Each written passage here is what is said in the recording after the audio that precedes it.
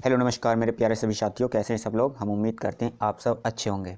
तो फ्रेंड्स, ये क्लास जो है हम रेलवे के लिए डेडिकेट कर रहे हैं और इसमें हमने रेलवे के ही प्रीवियस ईयर के क्वेश्चन लिए हैं। तो आप सभी के लिए ये क्लास बेहद ही यूज़फुल होने वाली है। यदि आप सभी ने अभी तक चैनल को सब्सक्राइब नहीं करा है तो चैनल को सब्सक्राइब कर लें, क्योंकि हम आप सभी के लिए प्रीवियस ईयर के क्वेश्चन यहाँ पर प्रोवाइड कराने वाले हैं। तो चलिएगा स्टार्ट करते हैं आज का पहला क्वेश्चन। देखिएगा, पहला क्वेश्चन है हमारा, सर्किट में बिजली के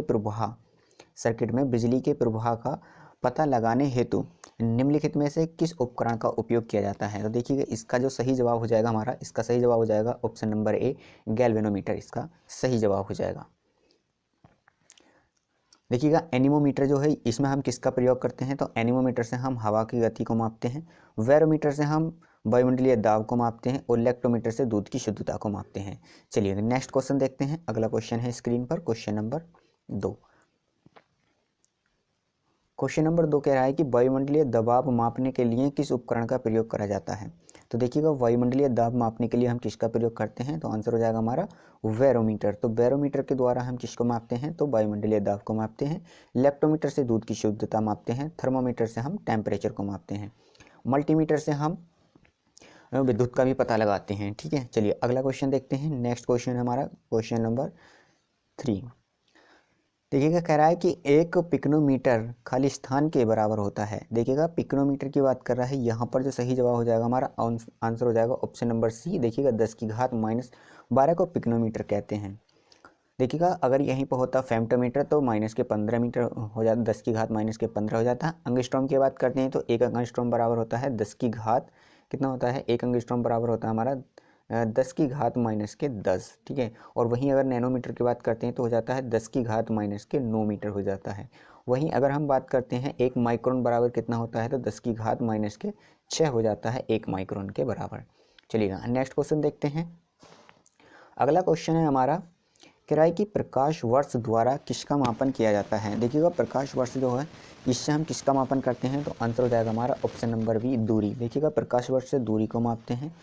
ऊर्जा का मात्रक क्या होता है, तो ऊर्जा का मात्रक जो होता है जूल होता है। वहीं अगर शक्ति की बात करते हैं तो शक्ति का मात्रक क्या होता है, तो शक्ति का मात्रक होता है जूल पर सेकेंड। और इसी जूल पर सेकेंड को हम क्या कहते हैं, वाट कहते हैं, जूल पर सेकेंड को। वेग की बात करते हैं, वेग का मात्रक क्या होता है, तो मीटर पर सेकेंड होता है। और ये वेग का मात्रक क्या होता है, मीटर पर सेकेंड होता है। चलिएगा अगले क्वेश्चन की बात करते हैं। नेक्स्ट क्वेश्चन देखिएगा, सवाल कह रहा है हमारा कि 5.5 किलोवाट आवर जो है किसके बराबर होगा। तो देखिएगा, एक किलोवाट आवर जो होता है, 1 किलोवाट आवर इसके बराबर कितना होता है हमारा, इसके बराबर होता है 3.6 गुणा 10⁻6 के बराबर होता है। ठीक है, गुणा कितना, 10⁻6 के बराबर होता है। और कह रहा है कि 5.5 जब हम इसकी गुणा 5.5 के साथ में करेंगे तो इसकी गुणा करने के बाद में हमें कितना मिलेगा। देखिएगा, 5 छंग 30 का 0 हासिल लगा कितना 3, और यहाँ पर 5 या 15 और 6 पंजे 30, 45 और 3 48, 8 हो जाएगा, हासिल लगा कितना 4। और यहाँ पर देखिएगा 5 या 15 और 4 कितना हो जाएगा 19, यानी कि ये हो जाएगा हमारा 19.8 गुणा 10⁻6 जूल। ऑप्शन नंबर डी यहाँ पर क्या हो जाएगा, बिल्कुल सही हो जाएगा। उम्मीद करते हैं आपको ये समझ में आया होगा। फिर से बताते हैं एक बार। देखिएगा 1 किलोवाट आवर के बराबर जो होता है हमारा, वो होता है 3.6 गुणा 10⁻6 के बराबर होता है। और कह रहा है ये है कि तो 5.5 किलोवाट आवर जो है वो किसके बराबर होगा, तो इसकी गुणा कर देंगे हम 5.5 की किसके साथ में, 3.6 के साथ में। जब इसके साथ में हम इसकी गुणा करेंगे तो यह आ जाएगा 100, यानी कि 1980 आएगा। एक पॉइंट यहाँ का, एक दशमलव यहाँ का, तो 2 अंक के बाद में दशमलव हो जाएगा, तो ये हो जाएगा 19.80। और गुणा में कितना दिया, 10⁻6, तो ये 10⁻6 आ जाएगा। और इसका मात्रक क्या हो जाता है हमारा, जूल हो जाता है। तो ऑप्शन नंबर डी यहाँ पर क्या हो जाएगा, बिल्कुल सही जवाब हो जाएगा। चलिएगा अगला क्वेश्चन देखते हैं। अगला क्वेश्चन कह रहा है, देखिएगा यहाँ पर ये बिल्कुल उसी क्वेश्चन से रिलेटेड है। और यहाँ से आपको पूछा है कि 1 किलोवाट घंटा ऊर्जा जो है वो किसके बराबर होती है। तो बिल्कुल अभी बताया था आपको, 3.6 गुणा 10⁻6 कितना 6 जूल के बराबर होती है। तो यहाँ पर गिनते हैं, इकाई, दाई, सैकड़ा, हज़ार, 10,000, लाख, 10 लाख। तो यहाँ पर जो है आंसर कौन सा सही हो जाएगा, बताइएगा आप सभी एकदम से। 1 2 3 4 5 और 1 दशमलव और लग जाए कितना हो जाएगा, 10⁻6। यहाँ पर ऑप्शन नंबर डी यहाँ पर क्या हो जाएगा, बिल्कुल राइट जवाब हो जाएगा। चलिएगा अगला क्वेश्चन चलते हैं। देखिएगा यहाँ पर वो क्वेश्चन आया, कितनी बार पूछा गया, देखिएगा ये क्वेश्चन यहाँ पर अलग अलग परीक्षाओं में अलग अलग है उसमें डेट में पूछा गया। देखिएगा 3rd शिफ्ट में पूछा गया, 2nd शिफ्ट में पूछा गया, 1st शिफ्ट में पूछा गया है। और वहीं पर अगर हम देखें तो यहाँ पर देखिएगा 1st शिफ्ट के बाद में यहाँ पर 2nd में आया, फिर 1st शिफ्ट में आया है ALP एंड टेक्नीशियन के इसमें। तो देखिएगा मैंने अभी आपको बताया था कि कितना होता है 3.6 गुणा 10 की घात 6 जूल होता है। ऑप्शन नंबर यहाँ पर क्या हो जाएगा, बिल्कुल सी सही जवाब हो जाएगा। चलिएगा अगला क्वेश्चन देखते हैं। नेक्स्ट क्वेश्चन है हमारा स्क्रीन पर, देखिएगा प्रतिदीप्ति, जो प्रतिदीप्ति होती है कि माप निम्न में से किसका उपयोग करके की जाती है। देखिएगा इसका जो सही जवाब हो जाएगा, आंसर हो जाएगा लक्ष्य मीटर। ऑप्शन नंबर सी यहाँ पर क्या हो जाएगा, बिल्कुल इसका सही जवाब हो जाएगा लक्ष्य मीटर। चलिएगा अगला क्वेश्चन देखते हैं। नेक्स्ट क्वेश्चन आपके सामने है, एक डायोप्टर खाली स्थान के बराबर होता है। देखिएगा एक डायोप्टर किसके बराबर होता है, तो डायोप्टर को जो यहाँ पर आंसर हो जाएगा हमारा क्या 10 मीटर इनवर्स हो जाएगा। ऑप्शन नंबर यहाँ पर वी हो जाएगा।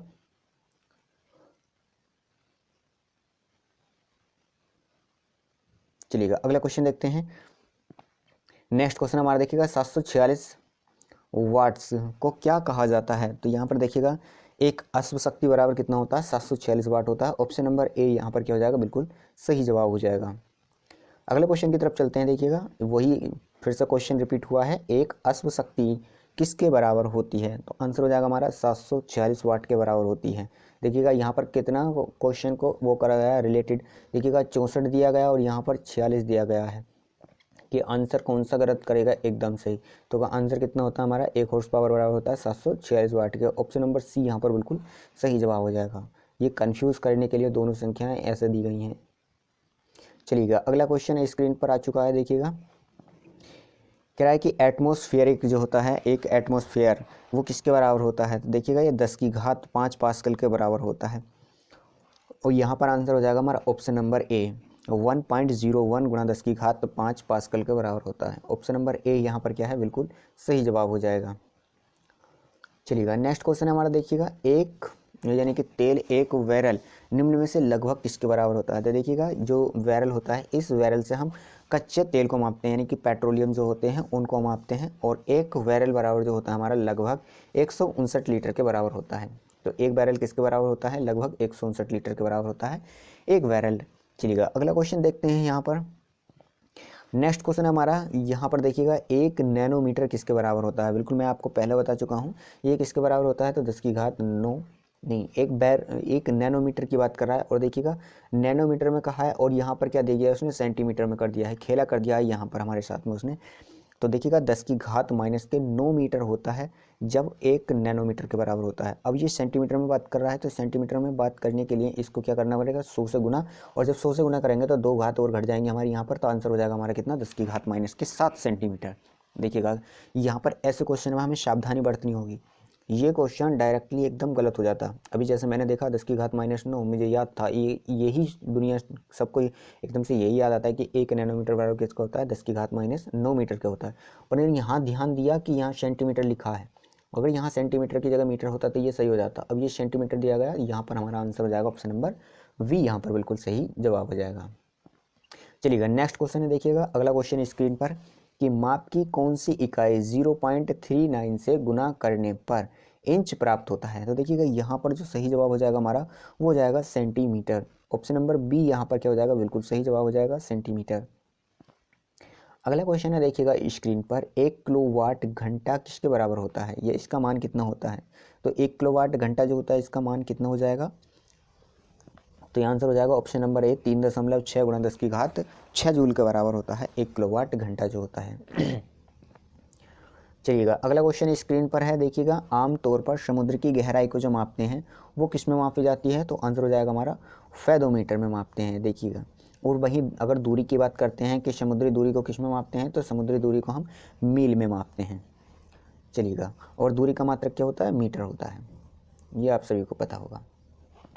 चलिएगा अगला क्वेश्चन है हमारा, देखिएगा निम्नलिखित में से कौन सा युग्म सही सुमेलित नहीं है। देखिएगा यहाँ पर हम हाईलाइट कर रहे हैं सही नहीं है, ये पूछा गया हमसे। तो हमें यहाँ पर देखना होगा कि कौन कौन से इसमें मात्रक सही मिलान नहीं कर रहे हैं। देखिएगा डेसिबल, डेसिबल में हम ध्वनि की तीव्रता की इकाई को मापते हैं, बिल्कुल सही बात है ये। तो ये हमारा सही, ये जवाब नहीं होगा।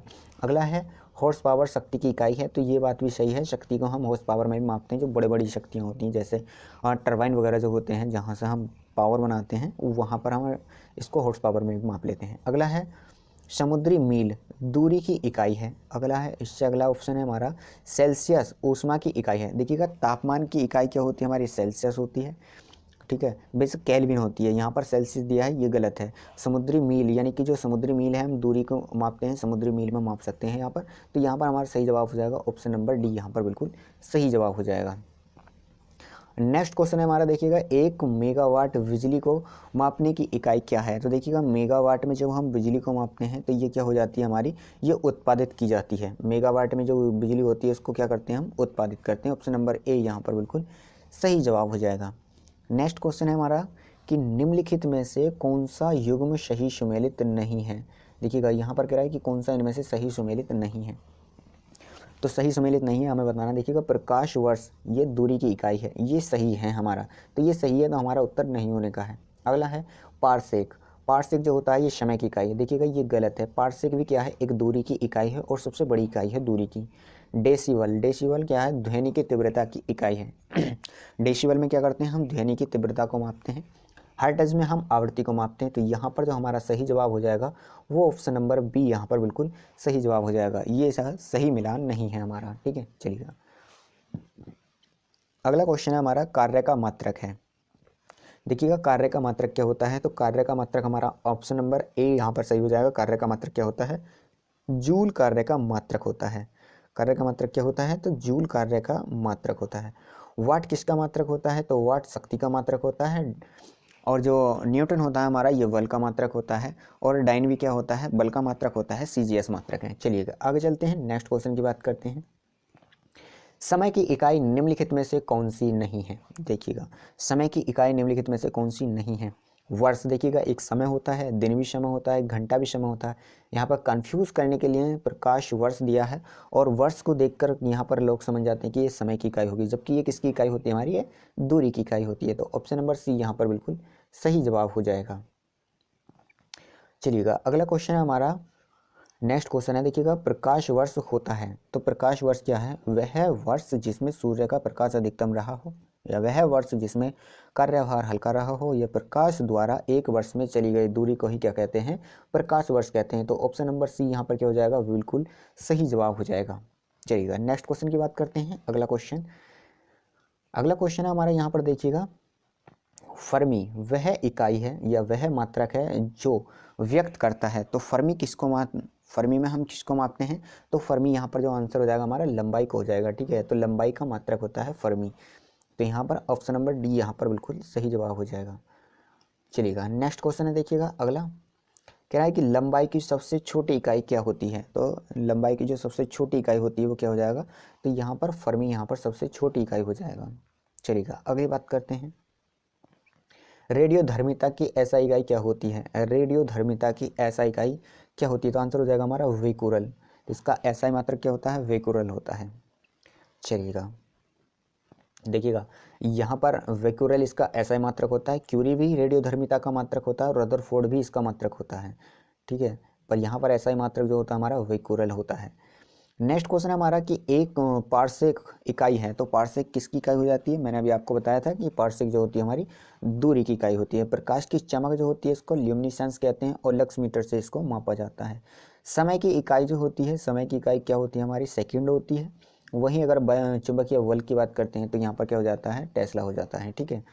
नेक्स्ट क्वेश्चन हमारा देखिएगा, ध्वनि की प्रबलता को किस में मापा जाता है। तो देखिएगा इसे जो हम मापते हैं डेसीबल में मापते हैं, या डेसीबल कहते हैं इसको।